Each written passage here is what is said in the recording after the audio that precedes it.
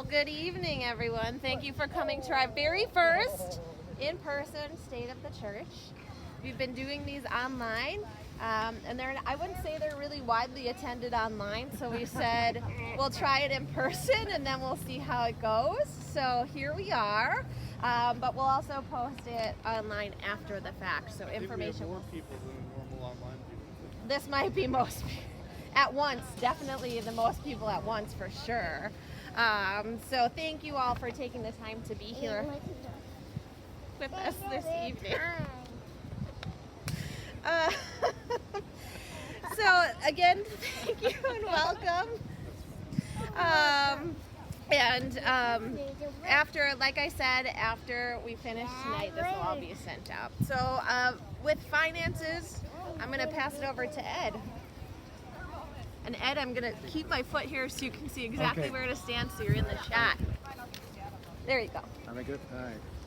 Good evening. Just a report, giving is down compared to normal years in the summer. We are hoping this fall will bring us back to normal.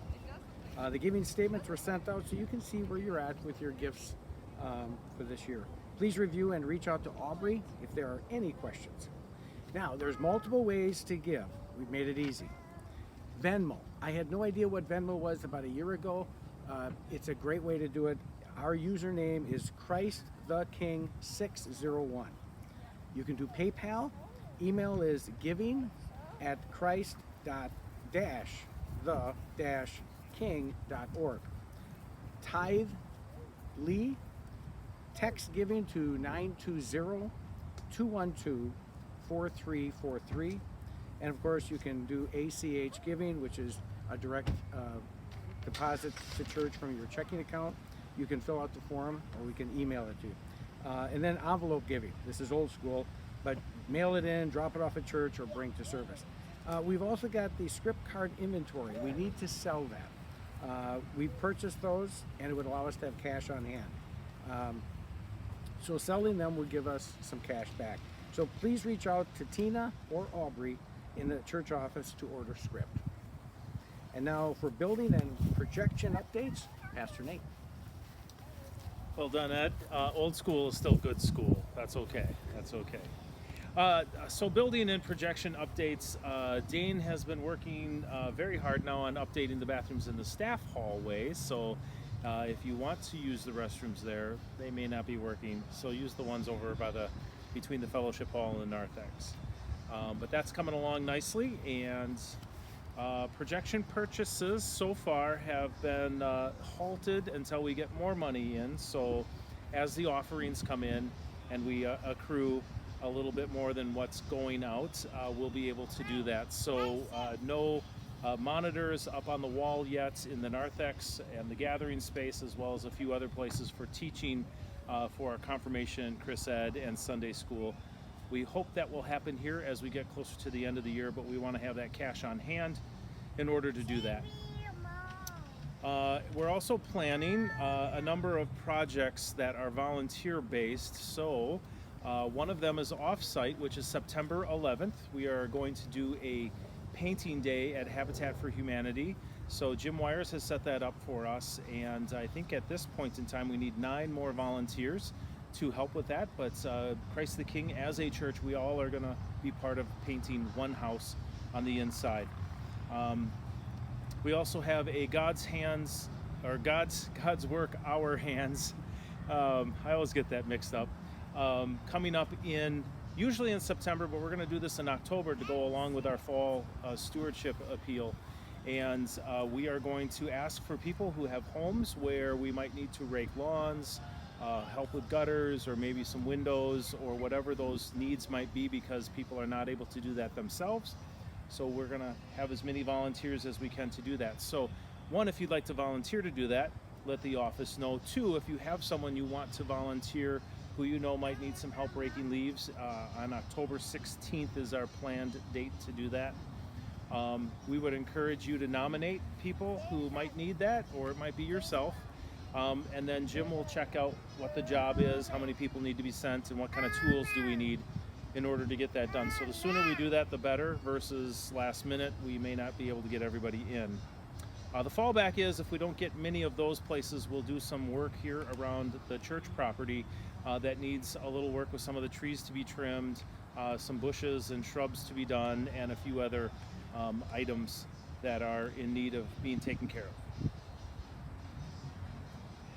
So, and the last thing too, as we're thinking about things in which we can do property-wise, also is just volunteering. Ruby's Pantry is a new endeavor that we've partnered with First English and a number of other churches in the community, as well as other organizations. That happens on the first Tuesdays of the month. Generally about 3 to 3:30 is when volunteers show up. It opens at 4:30, and then food is distributed to trunks of cars as they drive by. It's very safe, they won't hit you. And it goes till about 6:30-ish, maybe 7, but we found that the first time we did that, we were done about 6:30 with some cleanup at the end. So if you're interested in doing that, nothing really too over strenuously heavy, but just work on a parking lot and you're outside, so depending on what the elements are, that's what the day is. So it was nice and sunny this last time. We pray for that once again here on the first Tuesday of the month. So if you'd like to do that, we have a place where you register and then you get a call to just verify that you are signed up to do whatever position you would like to do. So call the church office if you have any questions or where that might be to do that, as well as we need to register too for the Habitat House. Either look to the blog on our website or call the church office. We'll be happy to help you. Pastor Dara, you're up next. Yeah. I'm looking at where everyone's footprints are. So when it comes to worship this year, we all know it's been just a roller coaster. As one of our council members calls it, it's the Corona coaster. And so I think as I look back on the last year and a half, I think one of the things I'm most proud of in our congregation is that we never missed a Sunday. We never missed a Sunday of worship. We never missed a Wednesday. Even when there was one of the very first Wednesdays threw us for a loop, and we still found a way to have worship. You know, the continual perseverance of our staff and of our volunteers has been just an incredible blessing for this congregation. As you might have noticed, we're slowly working on rebuilding live music into our worship service. We have Joy and Carol who are filling in for us on a volunteer basis. And they are they're certainly providing preludes and postludes, and then as time goes on, we'll be incorporating a hymn or two that's sung live in person. But otherwise, we do have the videos that we're still continuing to work from. We are in the process of revamping the position for the coordinator of music, so know that we're working on finding someone so we can have live music all the time for everything in worship. Summer worship. This, it's just been a weird year of people, I think, going on vacations and living it up and doing all the things that they missed out on doing last summer. And so I think when we look back at our summer worship, our shift to one worship service on Saturday and one on Wednesdays in different formats, we've enjoyed doing that, and it's been a good thing. It hasn't quite been the most popular thing. So that's how it's going. No decisions have been made on how it will be in the future.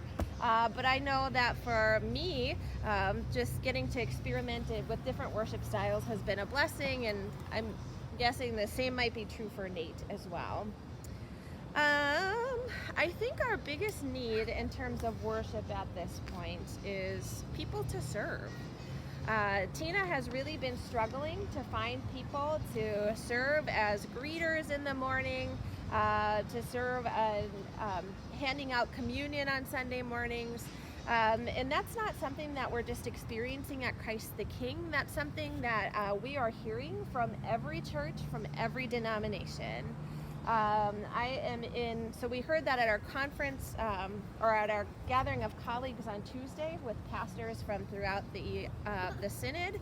But then I'm in a Facebook group with 5,000 other people who represent churches from around the world, and they are having the same issue with struggling with finding people to serve. So nobody knows the answer why.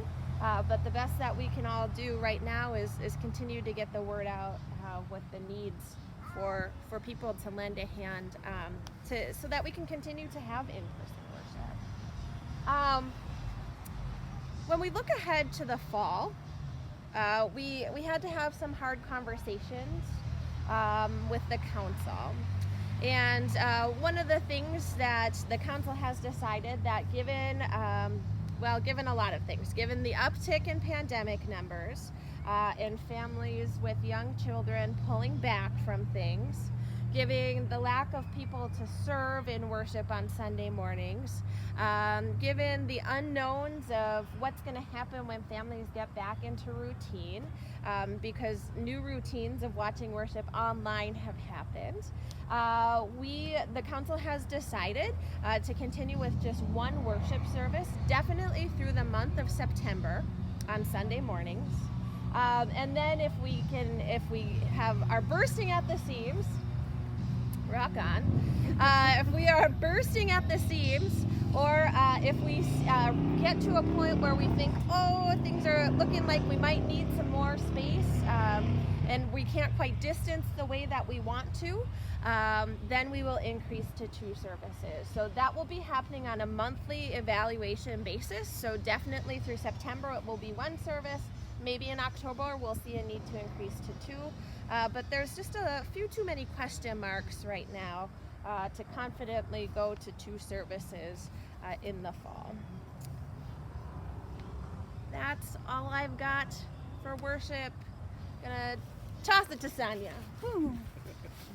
Need that beach ball. Am I good? You're good. Okay. Susie has been working very hard on her. That good? Okay. Susie's been working really hard over the summer, trying to get Christian Ed, the faith formation, back in swing. There are going to be some new ways of doing it this year. Sunday school, as of right now, will be happening at 10 a.m. in person, but we're going to adjust the times. If we see that we go to the 2 services, that time may adjust. New for this year, we will be requiring an adult to accompany each of their child, which means the whole family is invited to join in on Sunday school this year. If there's older siblings, they're welcome to join in the Sunday school program as well. Families attending will be masked and social distancing as much as we can. Susie's going to try to do as much as she can through the fall outdoors, so we're a little bit more safer that way. She will also be sending out RSVPs for every week, trying to get a good gauge on the number of kids and families that will be attending, so she can get any materials ready for that group. So if you see those emails, make sure you're RSVPing to that weekly. Monday night for the 4th, 5th, and 6th graders, it is going to be in person on a rotation, 2 weeks in person, 1 week at home. The kids really enjoyed last year having that 1 week of a family lesson, so that will be continuing this year. We do need lots and lots of table guides, so please pray about it, think about it, and let Susie know if you are interested in being a table guide for one of those grades. That's all I got. Ed? I have the notes from Kayla that confirmation registrations are coming in and we anticipate more. And right now we're looking forward to an in-person format for 7th and 8th grade with 2 weeks in person, 1 week at home like Chris said, then a weekly in-person format for 9th grade as they'll do the Alpha program. Because of this ongoing pandemic, there'll be no meal with confirmation this year. The high school ministry update, Pastor Dara. Yeah, it's fun that I get to give the high school ministry updates because that's a new thing for me. So high school ministry, you might have seen there was youth group gatherings on the calendar, and then they just kind of disappeared. That happened because our high school students, it was hard to get them to come here. And so what that told us is that there's kind of a new reality when it comes to high school ministry. As we looked at our remaining students, a lot of our core group who we had coming regularly to youth group, they've graduated, and they had that core group because they went on mission trips, but we haven't had a mission trip for the last now 2 summers. And so that kind of indicated to me that we are in a rebuilding phase. So to accommodate for that, I've been working with Judy Rule to do high school ministry in a different way. So now our approach is that we're just reaching out to students in groups of 1 to 3 to see if they want to have coffee or lunch or get together for breakfast before school, catch up after practice. It's going to be a lot easier to get them in these smaller groups and in their natural habitats than it would be to get them in the building on a night when they have homework and 5 other things that they're juggling.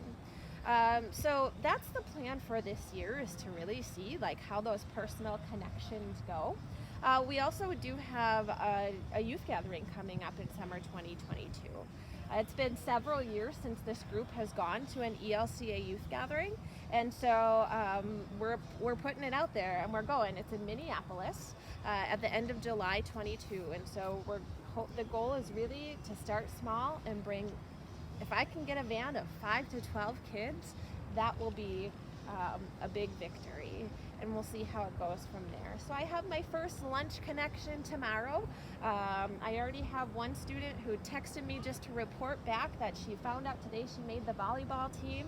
And so those connections are happening in a little more discreet way than they have in the past, with the hope of forming really a core group and rebuilding that this year before we move forward and as we head into a gathering year.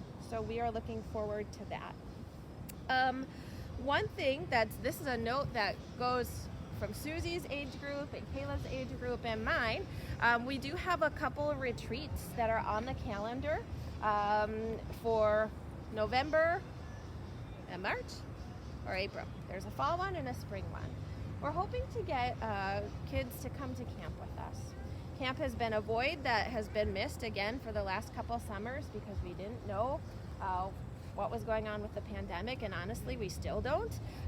So we're hoping that if we can get a group of kids just from our church, and if we work in partnership with another church, First United in Sheboygan, they are on the same COVID precaution level as we are. They're actually a little bit more cautious than we are.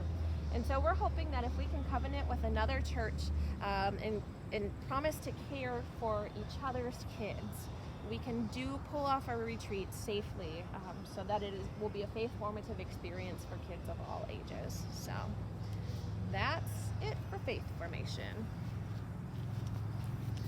We didn't, yeah.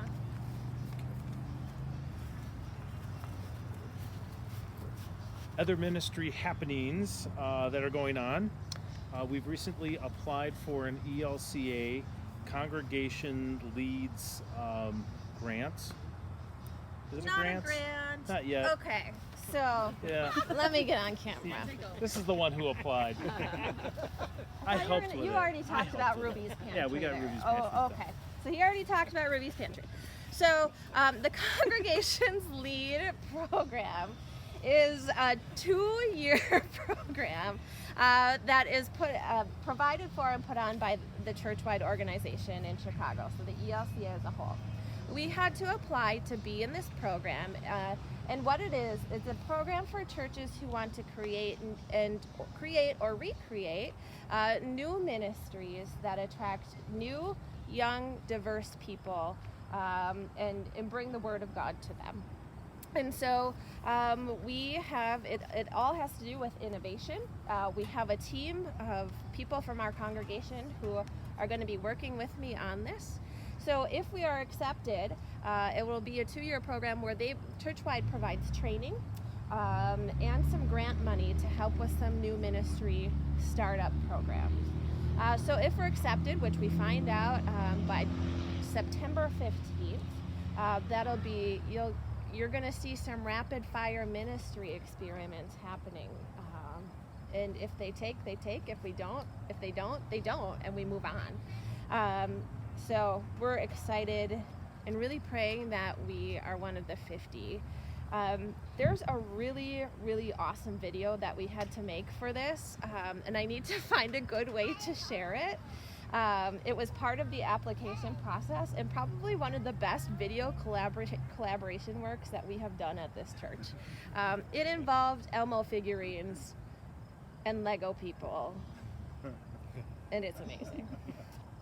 Other than that, other ministry happenings, we did a school supply drive here for African Heritage Inc. Now, if you haven't heard of African Heritage Inc., they are the organization that works with Lawrence University to put on the MLK celebration. They also do a Juneteenth celebration. So we partnered with them to do a back-to-school supply drive. That was for their back to school celebration, which was this past Sunday. As part of that, they gave away book bags stocked with school supplies and had a bunch of extra stuff for families who needed school supplies to just come and take what they needed. So we're blessed as a congregation to be able to share and giving those away. We were part of supplying those school supplies. And then we had folks show up on the day of to help distribute. So it was just a lovely day to be in community. The message of the whole program of the day was on point, and just a good chance for us to be lifting up the voices of the Black and brown students in our school districts around us. So that one, and then one more ministry happening. Usually part of the confirmation program every couple of years includes making fleece blankets to give to our baptism babies. And so we've been bursting with baptisms lately. I think for this year we're at 15. Yep. And so we're running out of blankets. So we need to start collecting more fleece for the next couple months. So that we can be making more blankets for our hopefully 15 more babies that we get to baptize for the second half of the year. So there are dimensions on what size of fleece that we're looking for somewhere. Don't know where. It's, What if I look at the camera and I point this way and I'll put it on the screen for the recording? That should be in constant contact, but we will put it on the screen like Pastor Dara said. The next topic we're going to talk about is re-entry plans. So we have our re-entry team that is made up of a number of our lay members of the congregation. And I just want to say, first of all, I give thanks for the many people who have been helping with that, to stay on top of the information that's coming out, sometimes really quickly and other times it's like a slow leak. But I give thanks because there's just a lot to stay on top of, and we have a number of sources that we can go to monitor and evaluate to make sure that we're current and we're staying up to date with the pandemic, especially with the latest info. So the latest update for us here at Christ the King is that we will be asking anyone who enters the church when there are 2 or 3 gathered that we have masks on. Staff are now wearing masks when they are gathered together, and so those of you who enter during the week, we're going to ask, especially our small groups, that they mask and distance when they're inside the church from this day until we can share some more information on that. Can we insert a little bit more data of what we heard? All right. I know. We have some more. Pastor Dar and I were on a conference call, and I was able to stay for a little bit of it, and then I started staff, so Pastor Dar got to see the whole shebang, And so you're going to share some of that Yeah, information. so like some of the bullet points that I took There you go. that I took away from that were it was sobering. The pandemic and the Delta variant are back at a level where previously, if we were evaluating, it would not be safe together again. And I know that's hard to hear, but I also say that because I want you to know that we do plan to continue together because we have a vaccine available to us. The thing that's troubling is that with the Delta variant, it's basically like a new virus. And so where it used to be that we were looking for 50 to 70% of the population to be vaccinated, now with the Delta variant in play, we're looking for 85 to 90% of our population to be vaccinated. So, we've got some work to do. There's a lot of misinformation flying around. And so, while for some of us it's easy to discredit and think less of people who are not yet vaccinated, the questions that I've heard are very real questions that have more to do with vaccine hesitancy and the unknowns. So, because of that, the Wisconsin Council of Churches has been really working hard with congregations to debunk some of the bad information and to get factual information out there. And now the Wisconsin Council of Churches is also working with public health officials and infectious disease doctors at really high levels. So they're not messing around with the guidance that they give and with the guidance that our reentry team looks over. But I think it's important for people to know that part of, the reason that we still require a mask is because it comes out of a love for our neighbor, but also from the knowledge that we're not in a good place when it comes to the pandemic. And with schools opening soon, we're actually already seeing it around the country. The districts and the places where masks are optional, they are unable to gather in person because they have too many people who are infected or are quarantined with the virus. So we continue to wear masks to keep everyone in our congregation safe. But especially as school is about to start, we have some work ahead of us. Now, the good news to all of this is that we are hosting a vaccine clinic here on August 30th. Yay! The even better news that I got this afternoon is that not only are they going to have the Pfizer vaccine and the Johnson & Johnson vaccine, they're also going to have flu shots for us, which is a huge deal. The person I talked to was from the pharmacy, who is our provider, and she said that she really had to fight with the state to get flu vaccines before September, when the flu season technically starts. So, if you would like to register to get a flu shot for free, you can do that here on August 30th from 3 to 6.